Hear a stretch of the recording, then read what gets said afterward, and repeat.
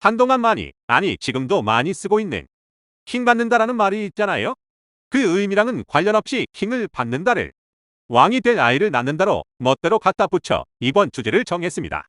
네, 오늘의 어원사전은 제왕절개입니다. 시작 전에 구독과 좋아요 부탁드립니다. 우리는 모두 엄마로부터 태어나게 되잖아요. 출산의 과정에서 보통 자연분만이 있고 자연분만이 어려울 때엔 제왕절개라는 수술을 합니다. 절개라는 말이야 뭐 다들 아시겠지만 왜 제왕이라는 말이 붙어있는 것일까요? 이 이야기는 로마의 황제였던 율리우스 카이사르가 이 수술로 태어나서 유래되었습니다. 보통 영웅들의 탄생 이야기에는 신화적인 내용을 붙어야 어딘가 더 시작부터 남다른 영웅적 면모가 느껴지잖아요. 우리나라의 몇몇 건국 신화들도 알에서 태어나는 것처럼 말이죠. 그래서 카이사르의 탄생을 신성시하는 어느 설에서는 최초의 제왕절개로 태어난 사람이라고도 합니다. 무튼 그렇다 보니 훗날 제왕이 된 카이사르에 빗대어 제왕을 절개해서 꺼낸 수술, 제왕절개라는 이름이 붙었다는 것이지요. 이건 우리나라에서 불리는 말이고 로마에서 최황철쾌 이러진 않았을 거잖아요. 공식 명칭은 시제어리언 섹션입니다. 언뜻 보기에서 카이사르와 비슷해 보이는 스펠링이 느껴지시지요. 자, 그런데 지금부터는 반전의 이야기입니다. 앞서 말했던 내용들은 실제 옥스퍼드 사전에도 실려 있을 정도로 많이 알려진 설이지만 사실 제왕절개는 카이사르와 전혀 관계없이 오역으로 인한 설에 가깝습니다. 여러 근거가 있지만 카이사르가 태어났던 기원전 100년에는 소독과 마취라는 것이 존재하지 않았습니다. 당시 제왕절개라는 수술은 산모가 죽으면 뱃속의 아이라도 꺼내서 살리자는 마지막 수단이었고 제왕절개로 카이사르가 태어났다면 어머니였던 아우렐리아 코타는 죽었어야 했겠지요. 그런데 아우렐리아 코타는 카이사르를 낳고도 40여 년을 더 살았습니다. 뭐 신화적인 이야기로 어머니 역시 제왕절개를 했음에도 죽지 않은 거라고 한다면 인정이지만 그 가능성은 제로에 가깝지요.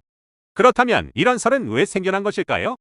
10세기경 비잔틴 백과사전 수다라는 책에서 카이사르의 탄생설화를 다루면서 어머니 아우렐리아 코타가 죽고 배를 갈라 카이사르를 꺼냈다는 이야기에서 시작된 것입니다.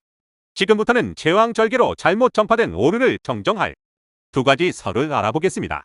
첫 번째는 절개라는 말에 그 답이 있습니다. 자르다라는 라틴어 동사가 카이데레인데 제왕절개로 태어난 아기를 카이소네스라고 불렀습니다. 그러니까 단순히 절개하다라는 라틴어가 어원으로 지금의 시저리안 섹션이라는 이름이 붙은 것이지요. 두 번째는 기원전 600년경 로마에서는 렉스 카에사레아라는 법이 있었는데 이 법은 산모가 죽으면 아기를 꺼내고 산모와 아기를 각각 따로 묻어야 한다는 내용입니다. 그래서 이렇게 죽은 산모의 뱃속에서 아기를 꺼내는 것을 카이사리언 오퍼레이션이라 부르다가 수세기가 지나면서 시저리안 섹션으로 바뀌었다는 것이지요. 무튼 이 두 가지 설로 인해 생겨난 말이 누군가 시저리안이 카이사르와 관련이 있다고 잘못된 번역을 하게 되었고 카이사르는 제왕의 대표적인 인물이다 보니까 제왕절개라는 말로 굳어졌다는 것입니다. 우리나라의 경우 서양의 문물이 보통 일제강점기에 일본을 통해 들여오다 보니 일본어로 테이오세카이를 한자로 음차한 제왕절개로 전해지게 된 것이고요. 얼마 전 로맨틱 편에서 잠깐 언급했던 시저 샐러드 이야기로 마무리하겠습니다. 이 시저 샐러드 역시도 카이사르에서 따왔다고 알려져 있지만 전혀 관련이 없는 사실입니다. 오늘은 어째 카이사르의 굴욕편인 것 같네요. 이 요리를 처음 만든 사람이 미국의 셰프 시저 칼디니인데 자신의 이름을 붙여 1948년 특허까지 냈던 요리였던 것이지요. 오늘도 유레아 조씨의 영상을 시청해 주셔서 감사합니다. 다음 시간에도 재미난 말의 어원으로 찾아오겠습니다.